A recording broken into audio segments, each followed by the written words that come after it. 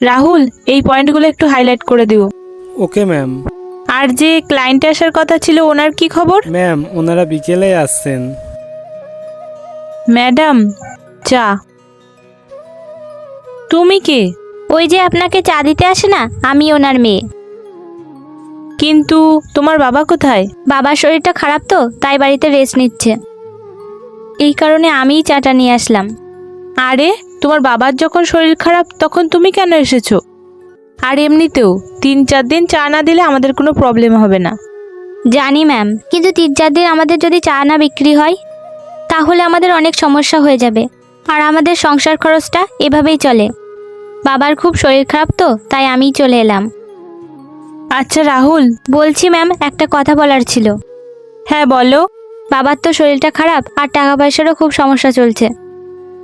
আপনি যদি চায়ের হিসাবটা ক্লিয়ার করে দিতেন তাহলে খুব ভালো হতো।